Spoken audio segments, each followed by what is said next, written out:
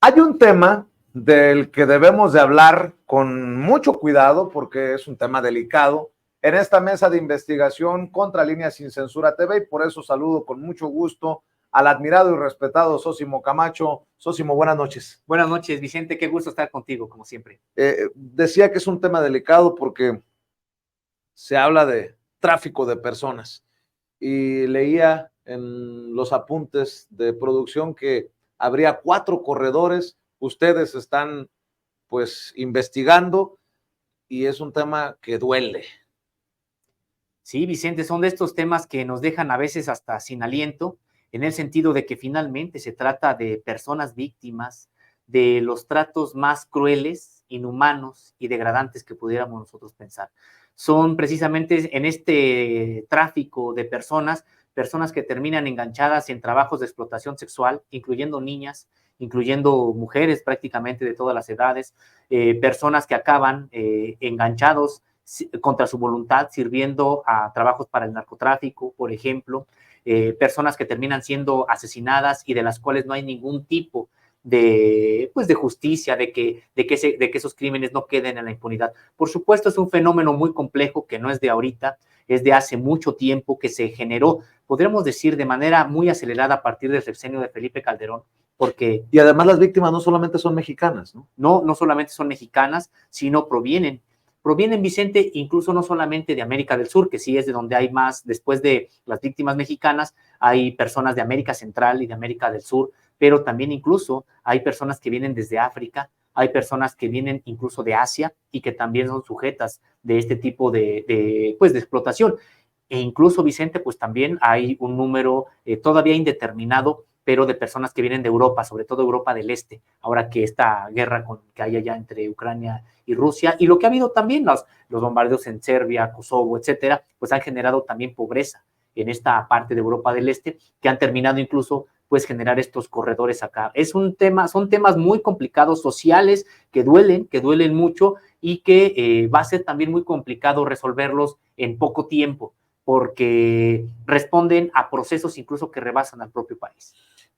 Cuando hablamos de víctimas del tráfico de personas, pues se nos vienen a la mente casos como el de San Fernando, en Tamaulipas, ¿no? Que son bestiales, son horrorosos, pero ¿cómo funciona esto? ¿Más como un tráfico hormiga? ¿O cómo funciona? Porque estamos, en el caso de San Fernando, que se me viene a la mente, hablabas de Calderón, sí, eran decenas de hermanos migrantes en un lugar. Pero ¿cómo funciona también hacia el caso mexicano? Porque no sería el mismo modus operandi, me imagino, porque desaparecer a 40, 50, 60, 70 personas no es cualquier cosa. No, el asunto es de que están metidos los cárteles de narcotráfico y son organizaciones pues, que tienen una capacidad logística muy importante. Precisamente han logrado esa capacidad logística gracias a los recursos que tienen.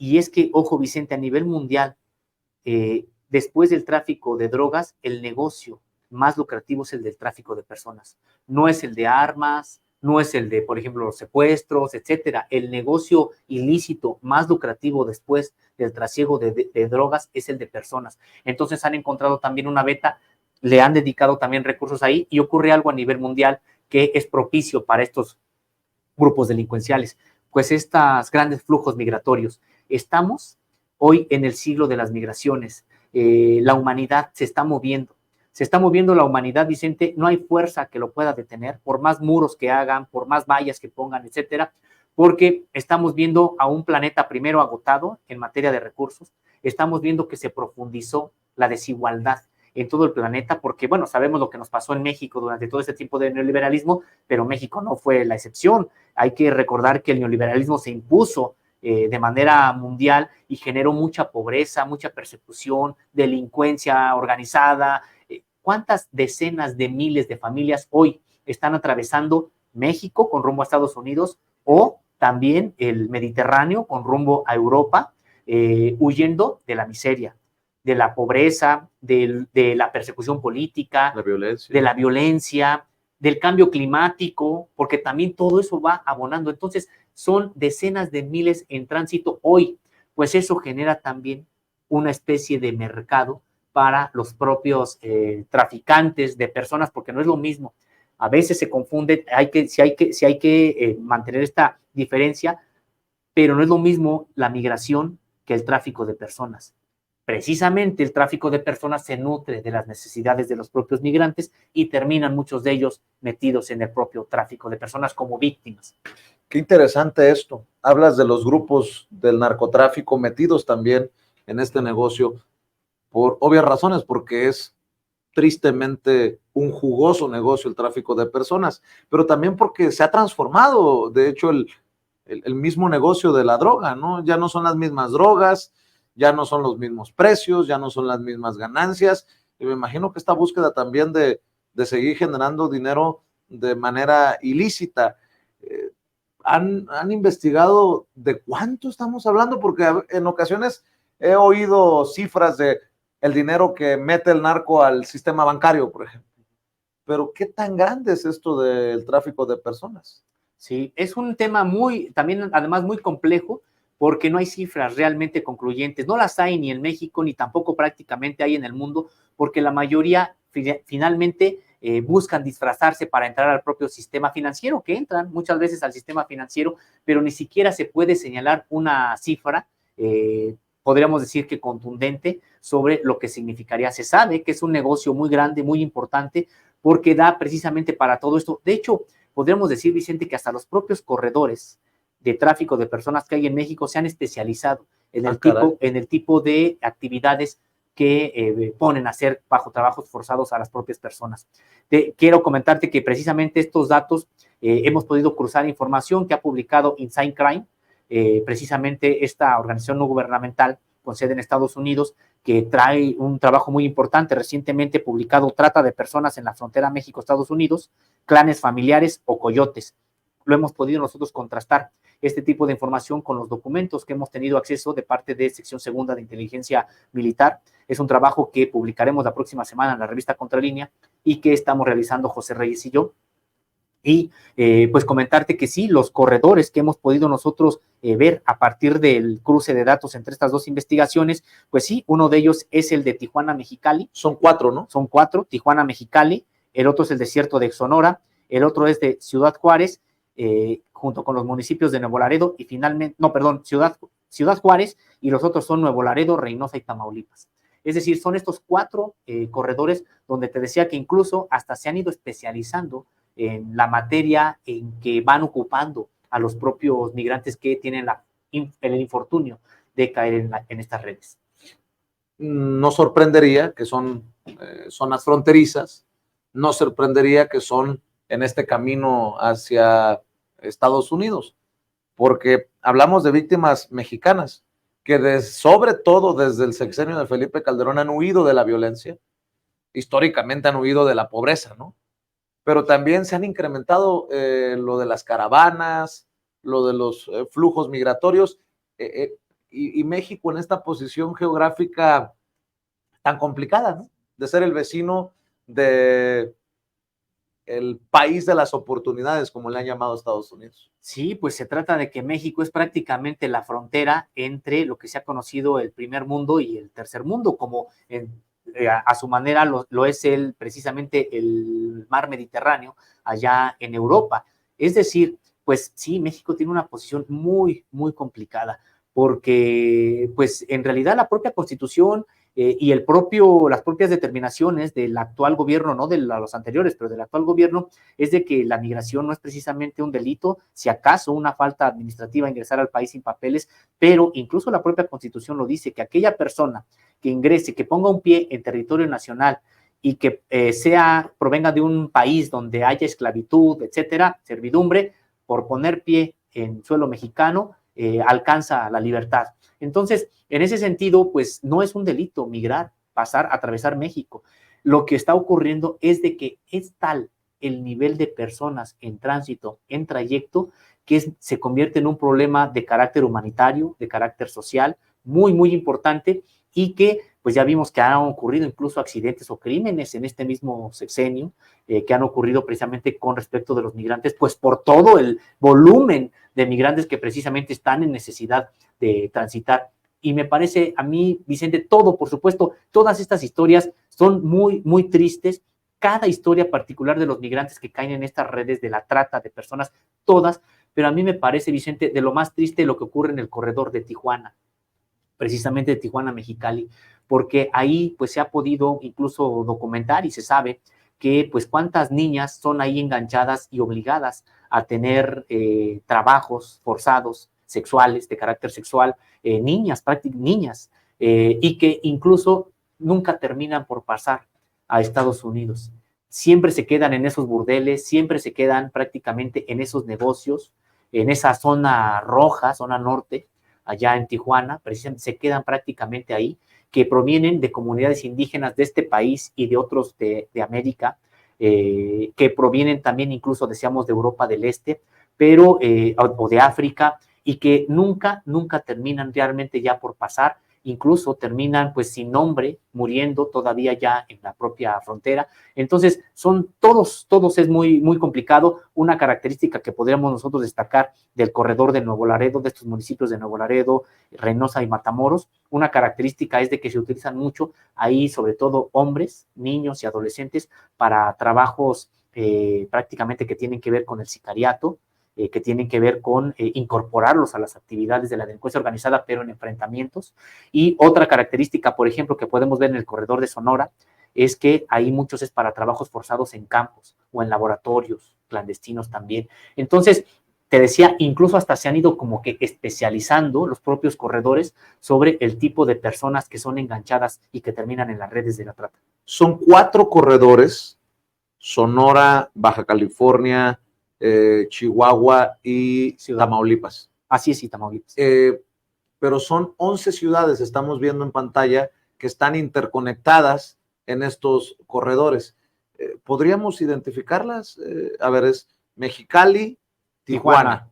Luego el corredor de Sonora, ¿tiene identificadas las ciudades? Nogales y solamente Nogales. Es Nogales. Que dicen, ajá. Luego en Chihuahua, Ciudad Juárez. Ciudad Juárez solamente tenemos. Y en Tamaulipas, Reynosa y Matamoros y Nuevo Laredo. Nuevo Laredo. Así es. ¿Y hacia el sur? O sea, ¿cómo es que llegan? Sí, ¿Se tiene identificado eso? Sí, se tiene identificado. Precisamente ahí son 3 corredores prácticamente que después se diversifican en estos 4. Y en efecto, unos empiezan, por ejemplo, desde, en el caso de los que vienen de Europa y de África, muchos llegan a Cancún. Se ha convertido también en un lugar y empieza precisamente de ahí el trasiego de las propias personas. Otros provienen desde corredores que inician en Centroamérica y que en Tapachula ahí se diversifica, uno por el centro, que atraviesa, digamos, precisamente de Oaxaca, pero hacia el nivel norte, atraviesa San Luis Potosí, etcétera, y que son los que llegan hasta Tamaulipas. Sí, o hacia Sonora también. Y el otro es el corredor que va por todo el Pacífico, por toda la costa del Pacífico. ¿Es coincidencia o no que también sean los corredores de la droga, que también nos lleven a las sedes de cárteles? ¿Es coincidencia o no? No, de hecho, las propias informaciones, tanto de sección segunda como de este que ha hecho Inside Crime, lo que están señalando es de que no, precisamente los propios cárteles del narcotráfico utilizan los corredores que ya tienen de la propia droga para también trasegar personas. De hecho, es impresionante en el sentido de que las características que van viendo las propias personas los van metiendo a una ruta o a otra ruta. Hay prácticamente puntos de embarque y desembarque, por ejemplo, a lo largo de la costa del Pacífico, se pueden ver puntos de embarque de personas para llevarlas a otra ruta, o personas que llegan a ese punto de embarque para meterlas a la ruta, por ejemplo, del Pacífico. Está la ruta del Golfo y está la ruta del centro. Entonces, me parece que hay incluso algunos de estos clanes, de estos grupos que trabajan para los grupos del crimen organizado, tienen entre ellos, aunque los grupos estén en guerra arriba por las drogas, entre ellos tienen las posibilidades de intercambiarse prácticamente personas que están en situación de trata. Entonces, por eso es por lo que prácticamente hasta deciden hacia qué ruta le corresponde o no a determinada persona. Oye, Sosimo, si en este tráfico de personas terminan obligando a algunos a trabajar en situaciones sexuales, otros en el crimen organizado, estas personas, no sé si miles, no sé si estén cuantificadas, también forman parte de las estadísticas de los desaparecidos en nuestro país, porque hay como una subpoblación que está, me imagino, de alguna manera también incomunicada o perdida o olvidada. Sí, así es, Vicente, en efecto, porque finalmente no se encuentran y sus familiares dejan tener todo contacto con estas personas.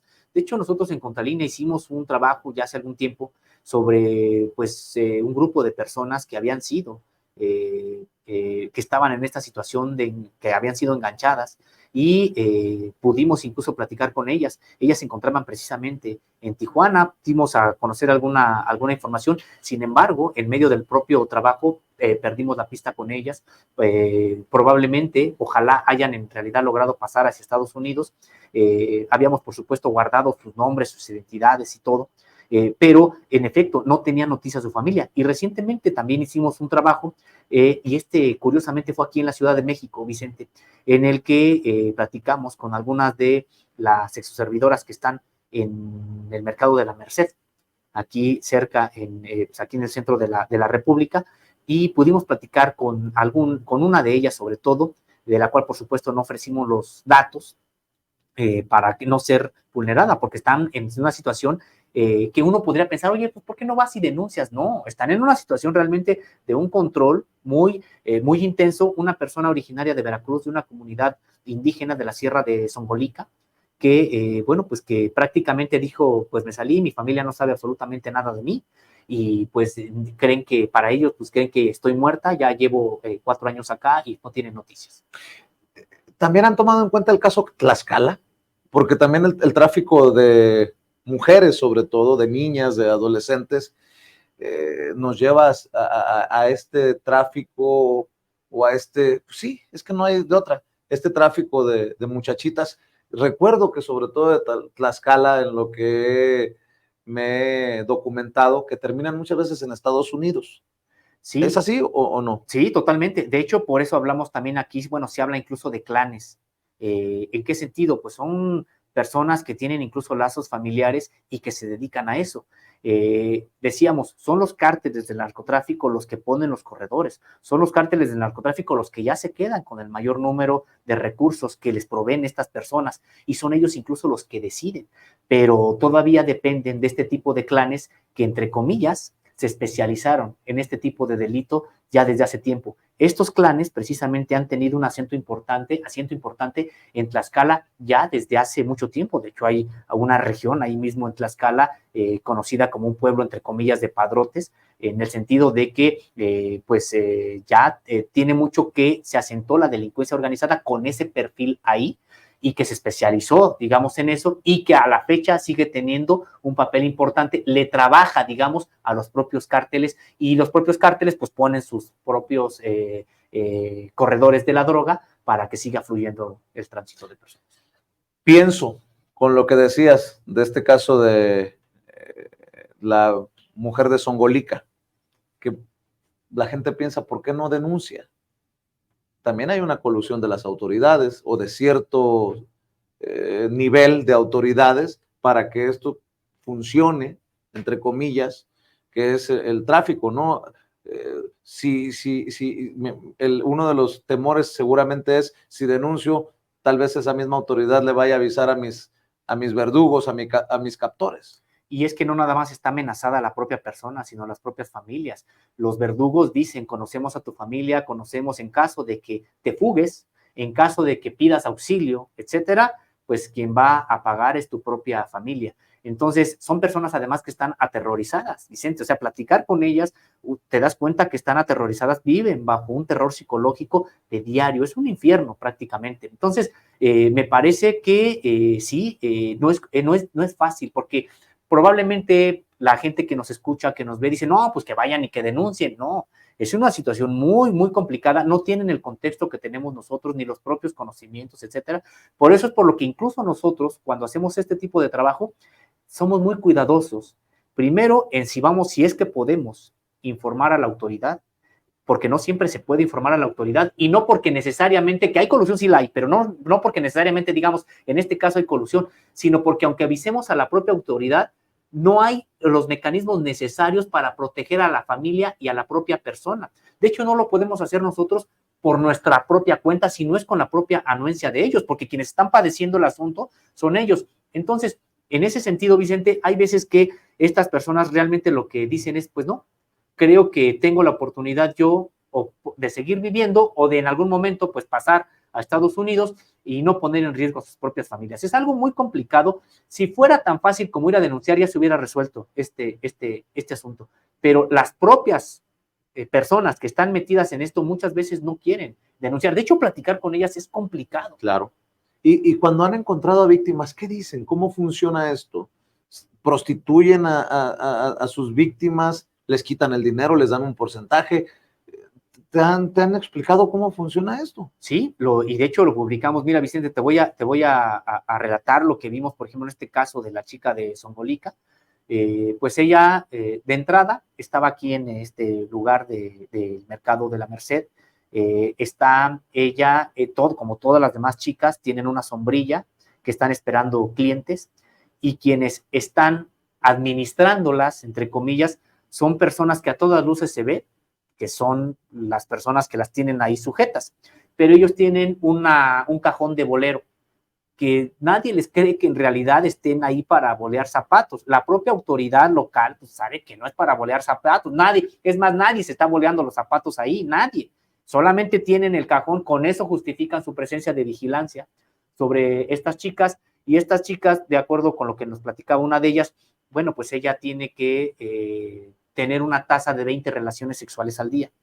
Esas 20 relaciones sexuales al día... Se me erizó la piel con lo que acabas de decir. Se las pagan a ellas entre 180 y 220 pesos. Están ahí en el propio mercado de la Merced, casi afuera, está una serie de galeras donde solamente están separados las habitaciones, entre comillas, por plásticos o por cortinas. Y prácticamente es ahí a donde van las chicas, las llevan a que tengan las relaciones sexuales a lo largo del día.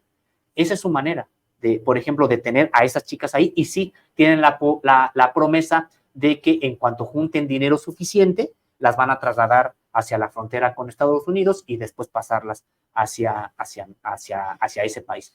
Si un reportero solo como ejemplo, como Sósimo Camacho, un reportero de investigación, tiene la oportunidad de llegar a esto, uno se preguntaría ¿por qué la autoridad lo sigue solapando?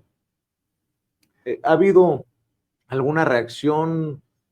Porque además este es un tema que vienen siguiendo por años ustedes. ¿Ha habido alguna reacción de la autoridad? Pues de entrada vimos que quitaron, por lo menos tan visible, el propio corredor. Sabemos que existe, pero ya no tan descarado como prácticamente estaba.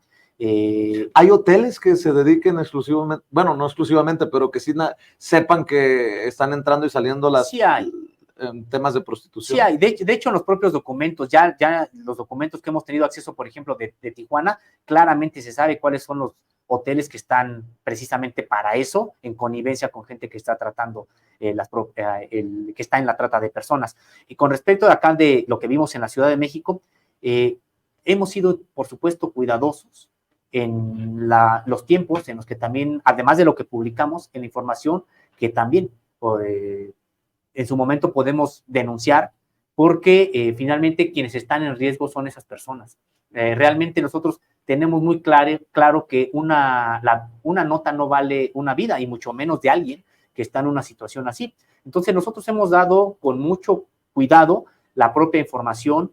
Hemos visto que hay, por supuesto, hay personas que incluso las apoyan, las ayudan. Está el caso de la propia parroquia que está ahí en la Merced, prácticamente cruzando la calle de donde te estoy relatando, Vicente, estoy relatando esta parte. Cruzando la calle inmediatamente está ahí una iglesia, una parroquia, donde prácticamente muchas chicas pueden llegar ahí, pero con alguien que las vigila. Ellas platican con el propio sacerdote, que sabe la situación en la que ellas se encuentran. Él trata de darles, pues, incluso consuelo, entendimiento, Válgame. Pero saben prácticamente por qué están ahí.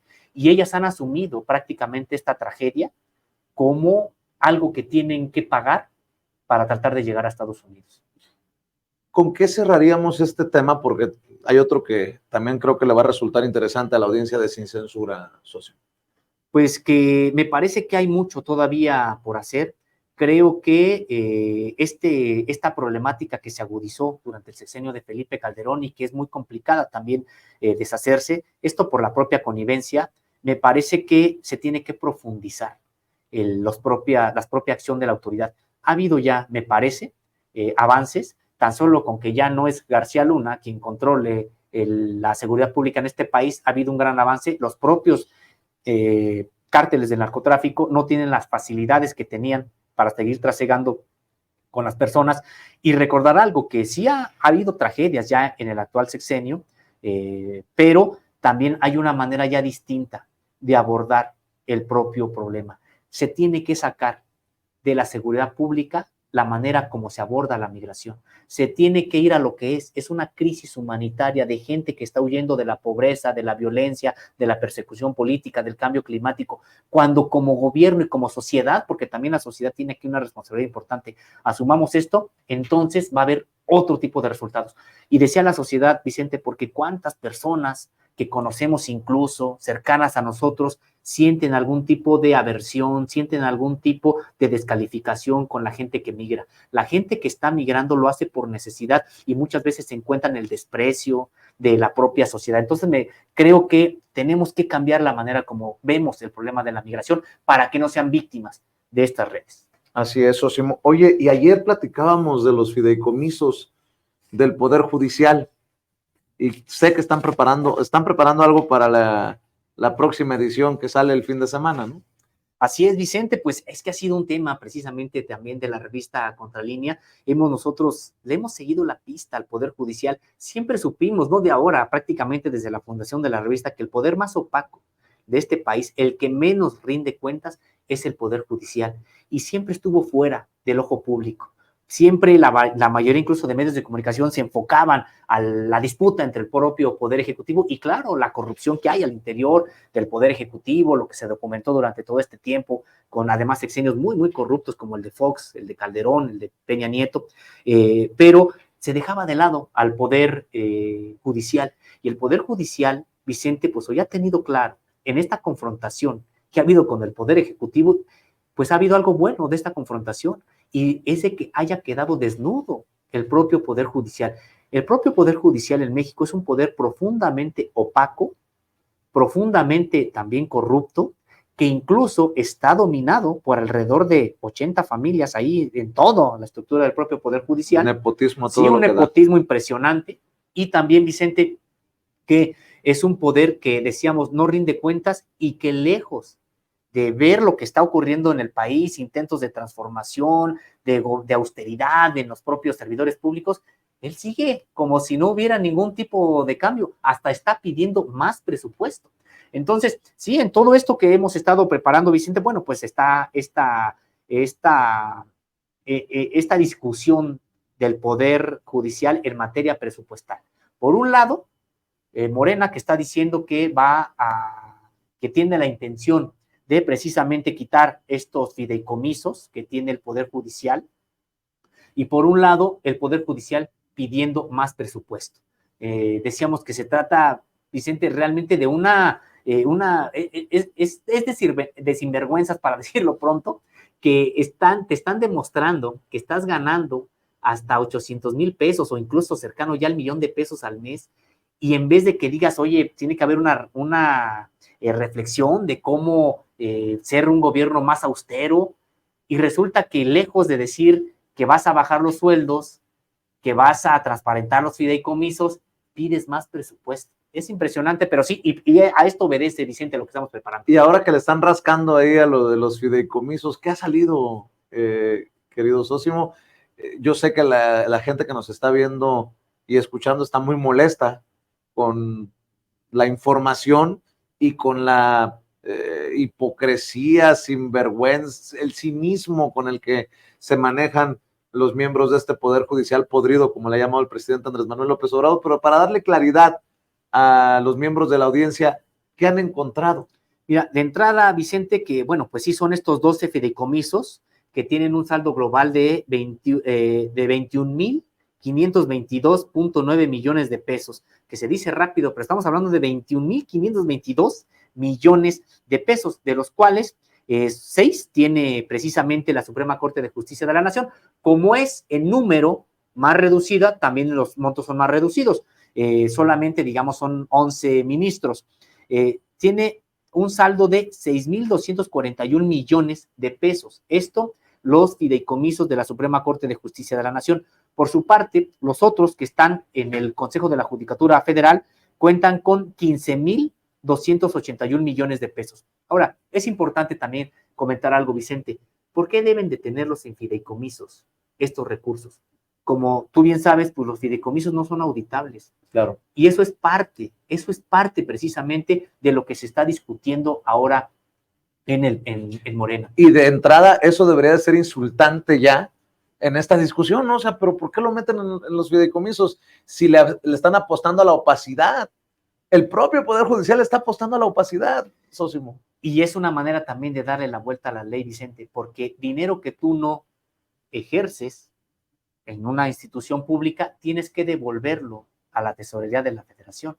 Entonces ellos reciben dinero y si ese dinero no se ejerce, no lo devuelven a la tesorería, se queda en el propio fideicomiso. Por eso es por lo que van cada vez haciendo bolsas más grandes de estos fideicomisos. Y es que uno podría decir, bueno, ¿y esos fideicomisos qué tipo de recursos son los que administran? Pues tenemos, Vicente, que tienen, por ejemplo, el fideicomiso para pensiones complementarias de mandos superiores.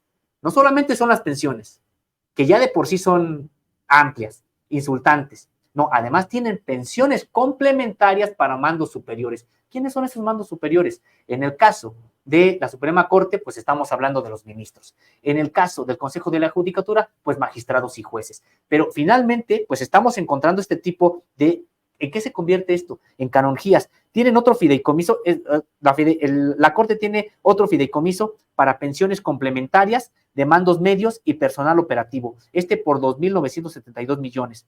El plan de prestaciones médicas, que ya decíamos, Vicente, ¿por qué le tenemos que pagar los mexicanos los servicios médicos a los ministros, a los magistrados y a los jueces? Si es que ellos realmente tendrían derecho al ISSSTE, que vayan al ISSSTE. Ahora, no quieren ir al ISSSTE, que lo paguen con su dinero, que de por sí ya es muy alto lo que les pagamos. No quieres ir al ISSSTE, está bien. ¿Quieres tu ministro pagarte un servicio en cualquiera de los grandes hospitales de este país? Ve, pero págalo con tus recursos. ¿Por qué los tenemos que pagar nosotros, nosotras, los mexicanos, las mexicanas? O sea, es impresionante que tengan incluso fideicomisos para esto. Tienen también, Vicente, para el manejo de productos de la venta de publicaciones, CDs y otros proyectos. Es decir, sí, para libros, o sea, los libros que les interesan a ellos y para los cuales tienen incluso regalías, también se los pagamos nosotros. ¿Pero cuánto es en eso? En el manejo estamos hablando de 177,800,000 pesos, lo que tienen en este fideicomiso, pues no es cualquier cosa. Tienen también, Vicente, un Fondo Nacional para el Fortalecimiento y Modernización de la Impartición de Justicia, que finalmente esto se traduce en los propios planes de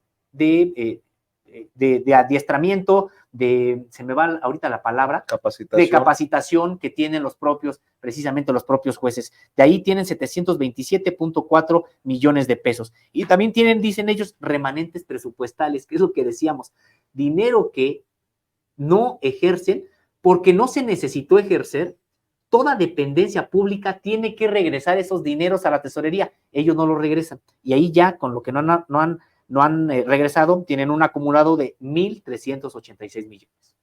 Con tantos pobres que no tienen escuela, con tantos pobres que no tienen una clínica a la mano, con tantos pobres que no tienen tener ahí guardados o sin ejercer más de 1,300 millones, a mí en lo particular me genera mucho coraje. Pues es que es indignante, Vicente. Y también si nos vamos al asunto del Consejo de la Judicatura, pues te vas a indignar igual o más.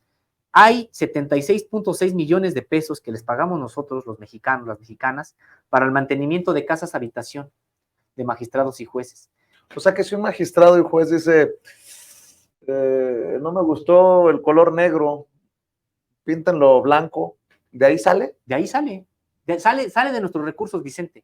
De hecho, es algo que hemos venido denunciando ya desde hace mucho tiempo y da mucha indignación porque no se le ha cambiado una coma al Poder Judicial, porque hay que recordarlo, no ha habido la oportunidad, no han tenido ellos siquiera la propia sensibilidad de decir, ¿sabes qué? Son demasiadas las canonjías, igual y nos quedamos algunas para Exacto. guardar otras, ni siquiera, son tan soberbios y se sienten tan impunes que prácticamente no han cambiado un ápice, siguen manteniendo este presupuesto público para el mantenimiento de sus propias casas. También tienen sus apoyos médicos complementarios y apoyo económico extraordinario, desarrollo de infraestructura. ¿Pero qué significa eso? ¿Alguien sabe? No. Apoyos económicos extraordinarios, ¿cómo? Es que ese es el asunto, Vicente, porque además como es un fideicomiso, pues ellos pueden decir, y ahora requiere un apoyo extraordinario que no necesitan justificar, si es precisamente un fideicomiso. Entonces, de hecho, Vicente, de estos 12 fideicomisos que tiene la Corte y el Consejo de la Judicatura, se derivan las 40 canonjías que ya se señaló, incluso había sido Ricardo Monreal el que una vez dio una lista de las 40 canonjías. Y el presidente también lo mencionó. Precisamente estas canonjías, dentro de ellas está, por ejemplo, el pago de servicios de cómputo, la adquisición de equipo de cómputo y de teléfonos de alta gama para ellos y para sus familiares, la adquisición de camionetas blindadas cada 2 años, se las cambian cada 2 años, y cuando se retiran pueden irse con esa camioneta, además con personal de seguridad y también de ayudantía para ellos hasta que mueran, y si ellos mueren y les sobrevive la esposa también los tiene hasta que ella muera. Es decir, una serie de privilegios que se fueron aprobando porque nadie se los dio. Ellos son los que han ido solicitando este presupuesto y de manera automática siempre se les fue aprobando.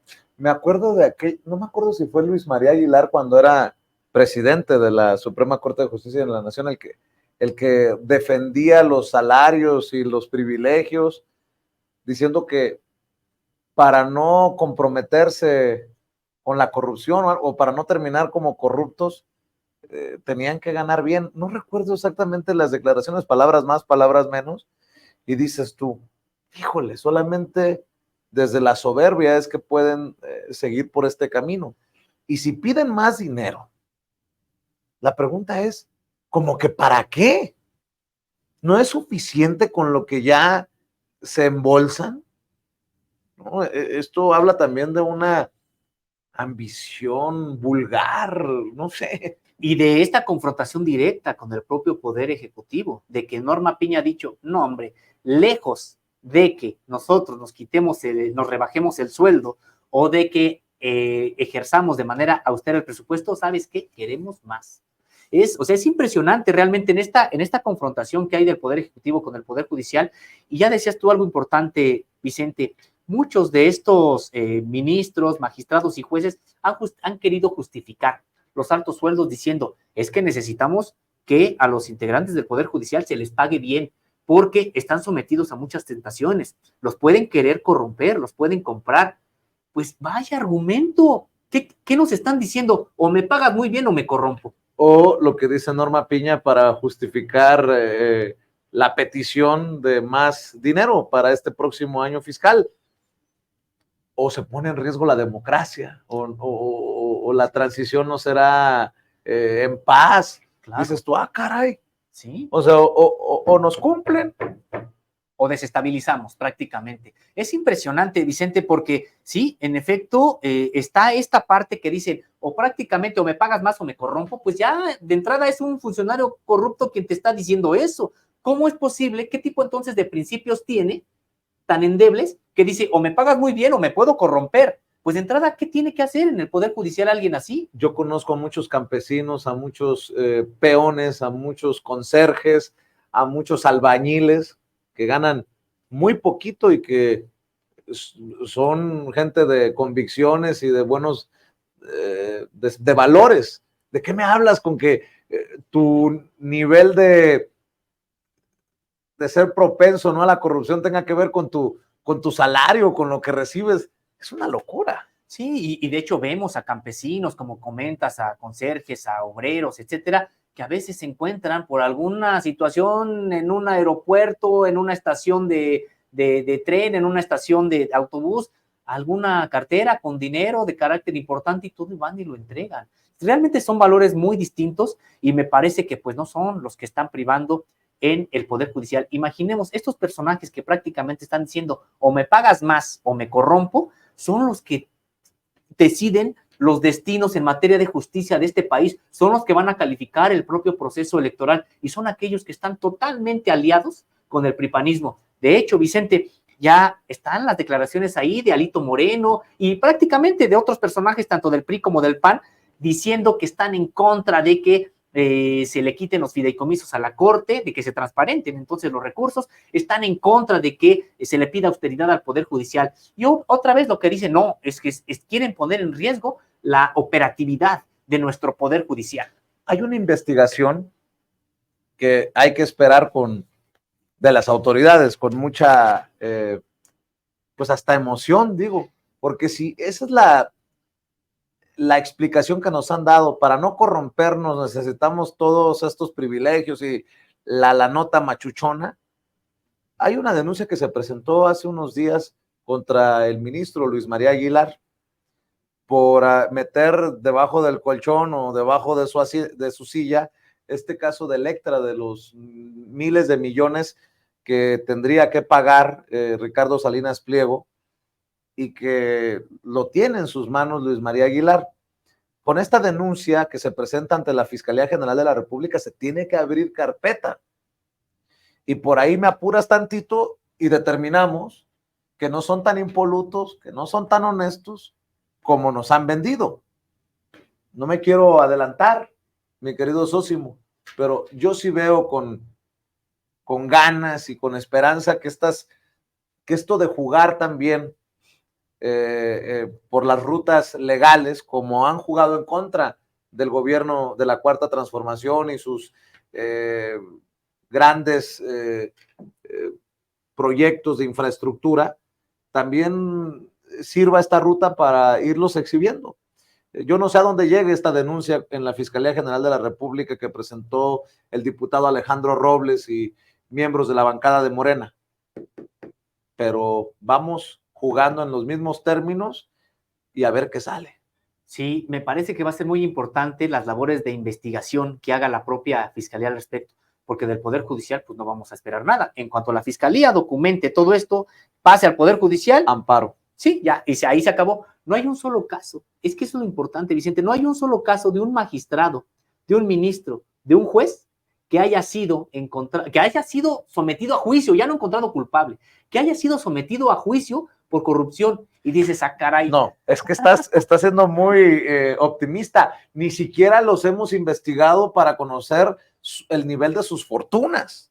De entrada. Pero a lo que voy, Vicente, es que a poco de tantos miles de integrantes que tiene el Poder Judicial, tanto en la Federación como en los estados, que no haya habido un solo caso de alguien que se haya enjuiciado, no habla de que es un Poder Judicial impoluto, habla de que la impunidad está garantizada, que es generalizado. Y Vicente, se han estado ya documentando asuntos, por ejemplo, desde la propia conferencia de prensa matutina, de jueces que están liberando a personajes metidos en la delincuencia organizada o a personajes comprometidos políticamente con el pripanismo. En el caso de García Cabeza de Vaca, por ejemplo. ¿Es gratis o qué? Pues imaginemos, el asunto, Vicente, es que ahí están ya casos evidentes. Yo por eso he comentado, Vicente, hay más corrupción, más opacidad y más impunidad en el Poder Judicial que en cualquiera de los otros, y ya es mucho decir. Históricamente hemos venido a un sistema político mexicano muy corrupto, pero de los tres poderes, también históricamente el más corrupto de todos ha sido el judicial,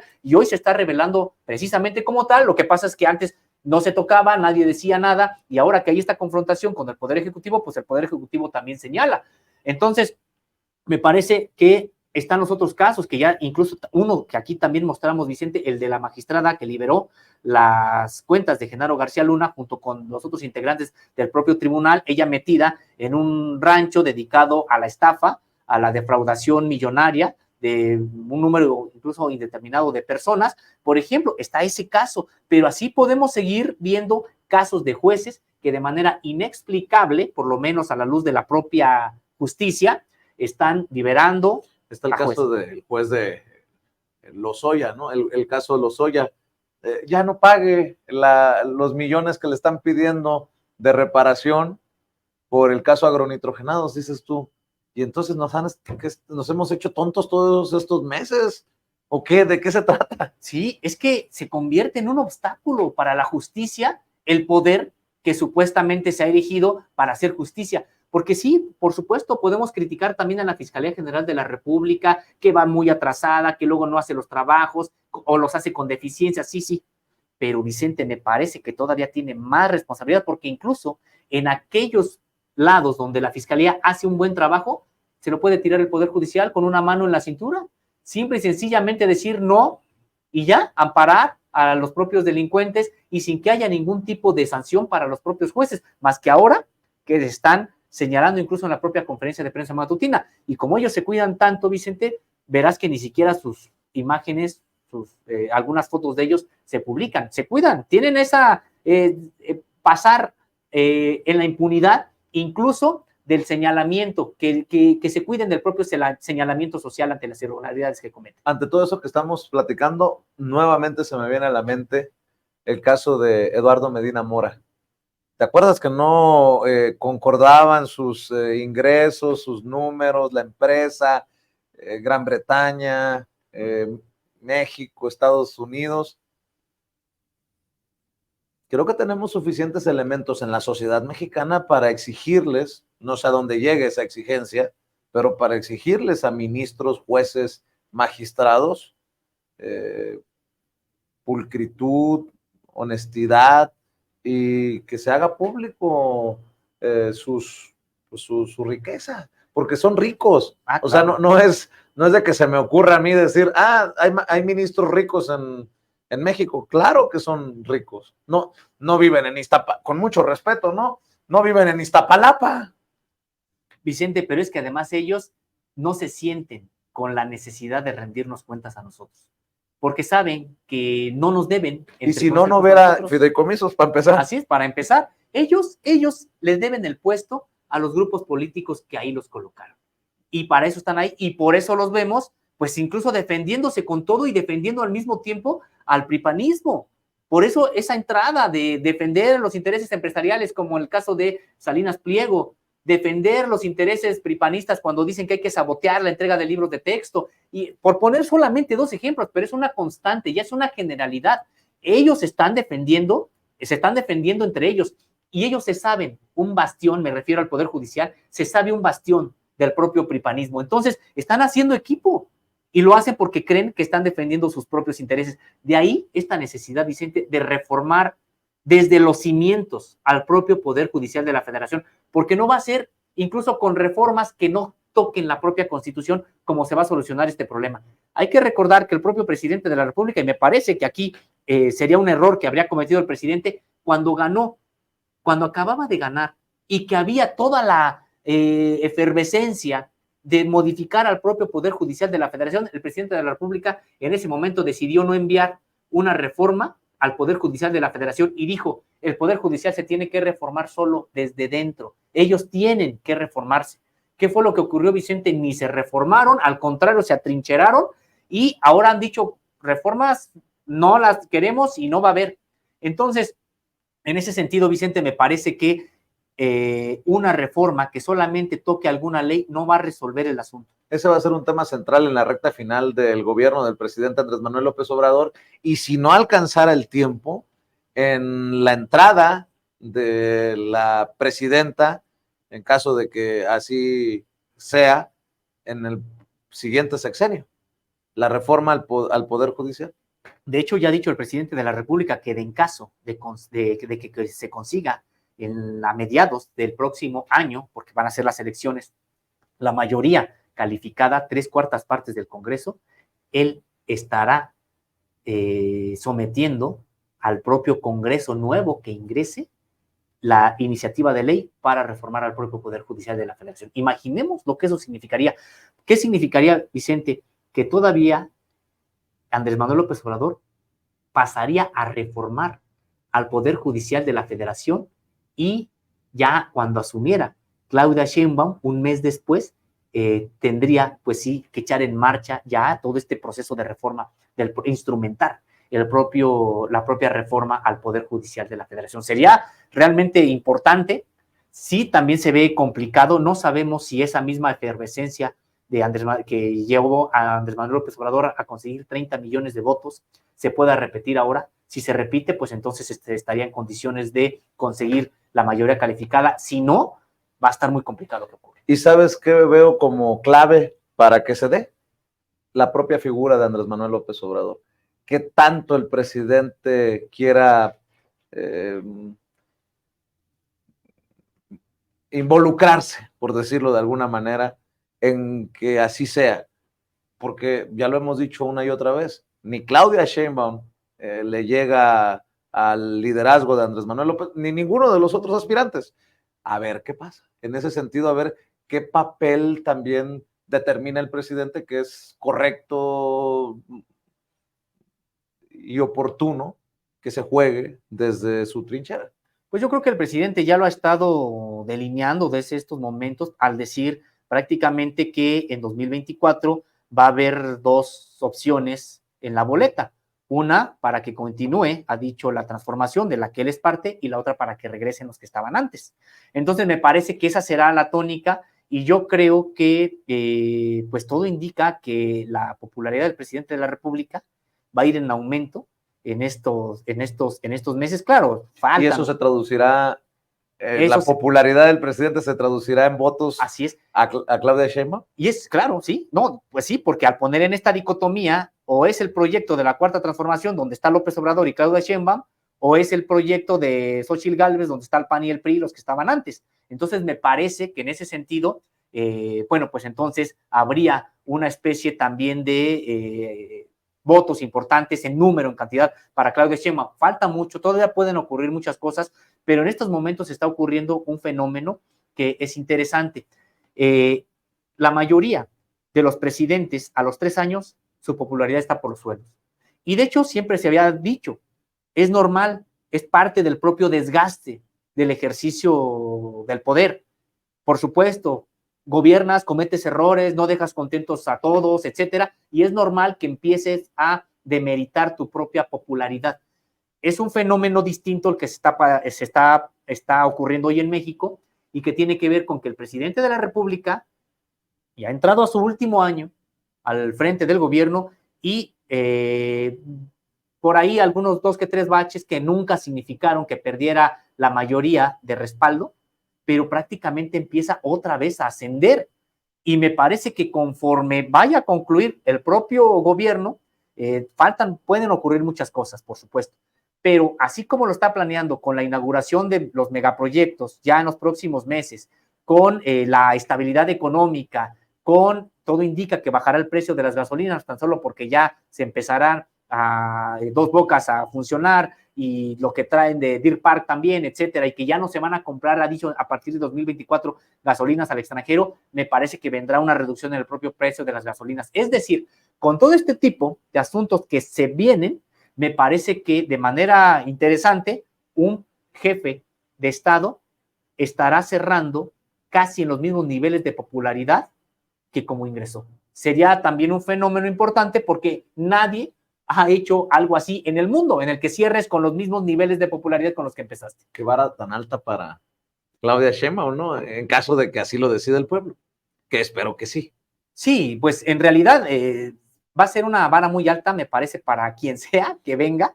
En el caso de Claudia Sheinbaum, además, pues con muchos problemas que tendrá también que lidiar, porque el presidente de la República pudo lidiar con pues el poder militar, que hay que recordarlo, antes de que asumiera había críticas incluso de los generales anteriores a una opción como la de López Obrador. están los intereses de Estados Unidos, están los intereses de los más ricos de este país, es decir, y es algo que el presidente de la República, López Obrador, ha sido un político muy habilidoso, me parece que es un político nato, y que un animal político, sí, les llaman, ¿no? Un son politicón, un animal político.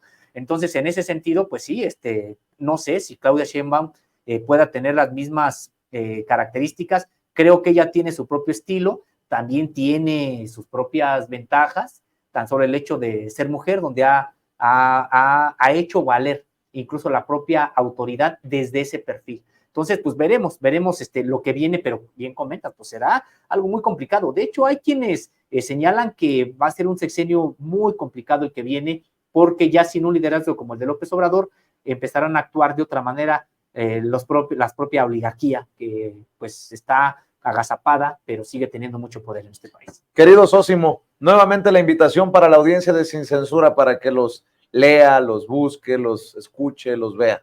Pues muchas gracias Vicente, y gracias a la audiencia. Estamos en www.contralinea.com.mx, en donde podrán encontrar los detalles de las investigaciones, las informaciones que aquí comentamos. También les invitamos a que nos sigan en redes sociales como Contralínea en YouTube, Facebook, Twitter, Instagram y TikTok, y también como Contralínea Audio en Apple Podcast, Spotify y también en iVoox. Tenemos un noticiero de lunes a viernes en punto de las 10 de la mañana, ahí en estos espacios, de 10 a 12, de lunes a viernes. También estamos en una mesa de análisis contra debate, lunes, miércoles y viernes, entre 1 y 2 de la tarde, y por supuesto que les invitamos a que nos sigan, a que estén pues pendientes. Les vamos a agradecer de nuestra participación en este espacio, en esta alianza Contralínea Sin Censura, de lunes a viernes en punto de las 8 de la noche. Mi querido Sósimo, dejamos calientito el ambiente para cerrar la semana. Muchas gracias. Muchas gracias a ti, Vicente. Saludos al equipo y a la audiencia. Claro, igualmente, saludos a la redacción. Recuerde, los fines de semana circula la nueva edición, semana tras semana, de la revista Contralínea, para que estén al pendiente de la edición que se viene en estos días. Y continuamos, porque aquí todos somos sin censura.